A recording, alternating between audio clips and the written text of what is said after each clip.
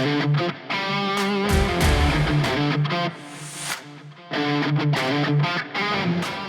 everyone, welcome to Jonathan's Leftovers. This is a special segment from the Jonathan Project podcast where we talk about a few extra things, practical things from the main episode, which this week's episode was talking about consistency and obedience.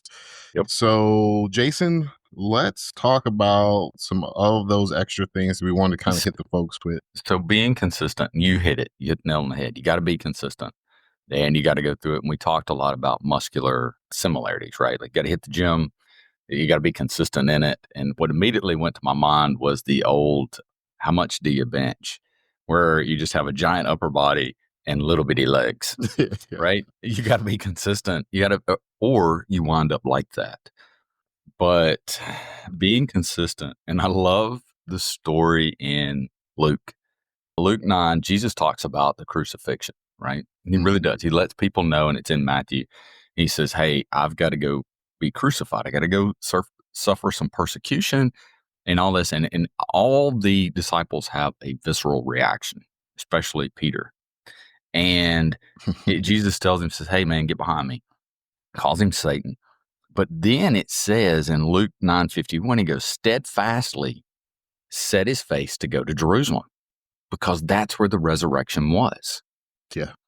And when we talk about being steadfast, you're going to the resurrection. Yeah. And that's, as a guy, you got to remember that. And there's going to be some tough days. Yes, sir. No doubt about that.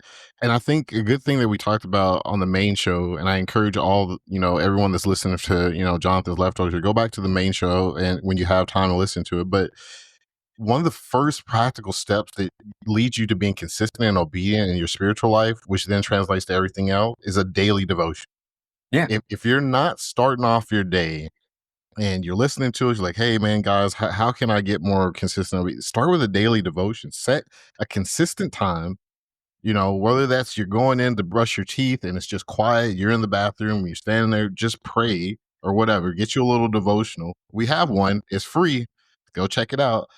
And we'll put that in our links. But set a consistent time. Look at that. Jason showing you all for prayer and Bible reading. Psalms 1 and 2. His delight is in the law of the Lord, and in his law he meditates day and night.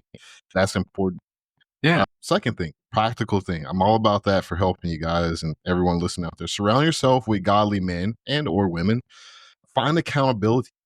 You have to have, and I said this before, you have to have a Jonathan in your life. You have to have someone that's going to hold you to the fire and say, hey, man, this is not how God has called you to lead, to be a husband, to be a father. That is critical. Proverbs 27:17. As iron sharpens iron, so one man sharpens another. Love it. Stay humble and teachable. Oh, my goodness. How many times have we seen somebody that their cup is full and you can't put nothing in it? They're the smartest person in every room. Pride blocks God's guidance. James 4 and 6, God resists the proud, but gives grace to the humble. The last thing you need in your life, folks out there, is God resisting you. Trust God's timing. Don't rush ahead of God like Saul did, or like any of us did. Like I said, I don't know how many times I thought I was pursuing the right job. I thought I was doing the right thing, pursuing the right relationship when I was younger and single. And it was just ahead of God's timing. Isaiah 40 and 31. But those who wait on the Lord shall renew their strength. And then finally, take responsibility for your actions. Oh, my goodness. One of my biggest pet peeves in life is when someone can't stand up and say, hey, that's my bad. Stop making excuses for your own spiritual walk. Don't live in the past and beat yourself up. God's not doing that. But it's time to just say, hey, knock the dust off yourself. Stand up. Be accountable as a man. 1 Corinthians 16:13, be watchful, stand firm in the faith, and act like men. Be strong. Act like men. Be strong. I love it. So, you mentioned the strong, right? And being consistent. So here's some thoughts.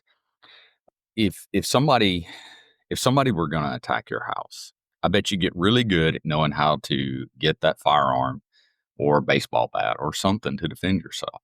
Mm-hmm. You would also get real strong if you knew this person was coming to break into your home, right? And the cops aren't showing up. You would get really good at that. Well, Satan will always be attacking your home. And That's the truth. There's a, Mm. I can't think of the guy. Ripto says, hey, stronger people are more useful and they're harder to kill. Yeah.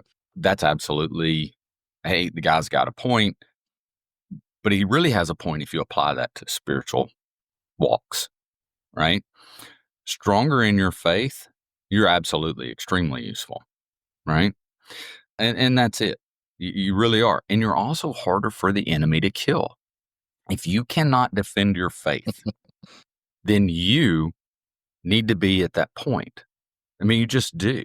Yeah. You're in a fight. And if we were in combat together and you didn't know how to flip the selector switch on your rifle and utilize it, that's a bad thing, right? It's the same concept. If you don't, and you got to start with the basics. Everybody thinks, and I had this discussion with somebody not long ago.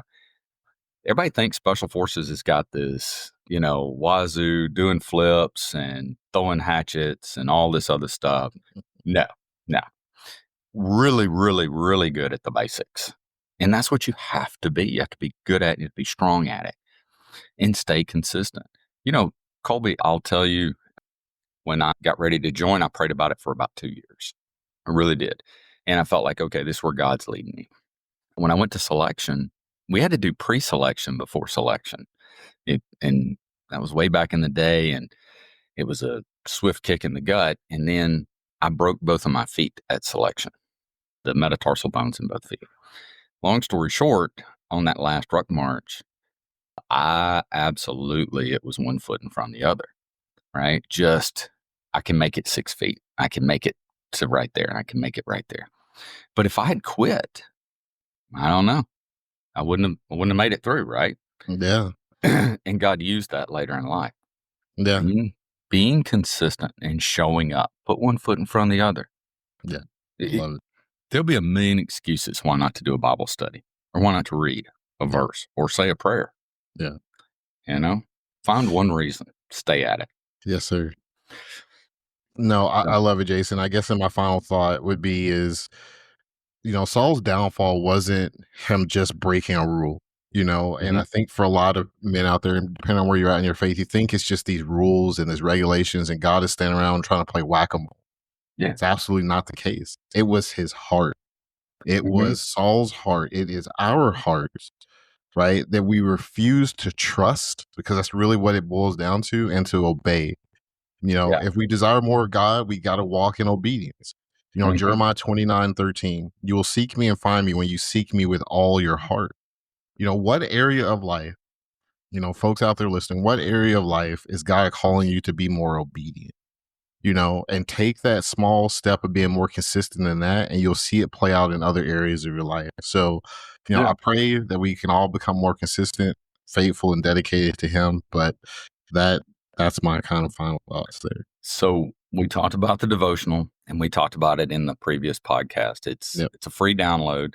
Yep. It's 2 minutes of your day. It costs you absolutely nothing. Valentine's Day just occurred.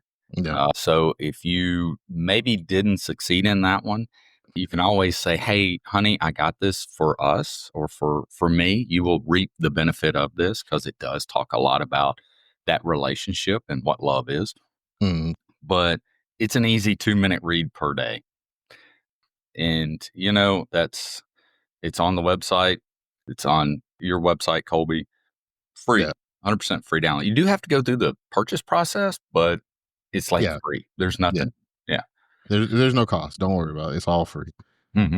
Well, folks, that was Jonathan's Leftovers. Again, it is a bonus to the Jonathan Project podcast, which came out Tuesday. It's out. You can listen to this on Wednesday, Jonathan's Leftovers.